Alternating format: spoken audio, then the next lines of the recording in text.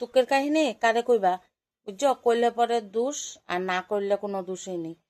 হ্যাঁ, তা মানুষের কাছে কি চাইবা? চাইলে পরে মানুষ আরো লইয়া হাসে, অমুক করে তমুক করে, বুঝছো? এলাকা যে মানে কি করবা, পেটের দায়ে চাই আর কি। আর ইয়ে করি, গিয়া চাইলাম তাগো বাড়িতে, কইছি 2টা আলু দো, আমাকে যখন আনবো তখন দিব। মানুষে পাড়া প্রতিবেশীর কাছে চাইলে দেয় না নি, এবার থেকে সেই বাড়ির জিনিস আমার কাছে কেউ চাইলে তো আমি থাকলে দিয়া দিই। আমারে কি করছে, এই দেখো কাটা আলু দিছে, কাইটটা থুইছে কবের দিনে। এই আলু দেখি এগো হিরিজ থেকে ভাই করছে, আর ভাই কিরা ঠান্ডা বরফ বরফ ফ্রিজের থেকে ভাই কিরা এই যে কাটা আলু দিছে। অহন অহন কি করুম আর, এই যে জলে ভিজাই থুইছি, এটার মধ্যে চাল অল্প দিমু, ডাইল অল্প দিমু, দিয়া রান্ধুম আর কি, বুঝছো?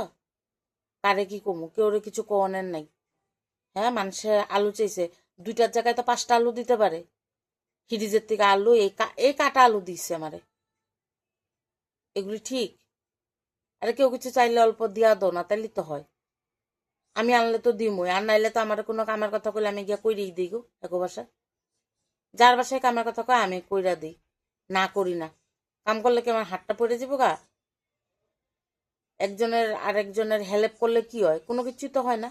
কি করছে, এই যে কাটা আলু কতটি দিয়া দিছে, এটাই লুই আইছি। নাই না, তো থাকলে তো আর হইতই, বুঝছো? কি করুম কও, এগুলাই রান্ধুম, রাইন্দা আজকে খামু আর কি, বুঝছো? এই কাটা আলুই রান্ধুম, কি করুম, যা পাইছি তাই দিছে। আমি এটা তো মানে ইয়ে না, যা দিছে তো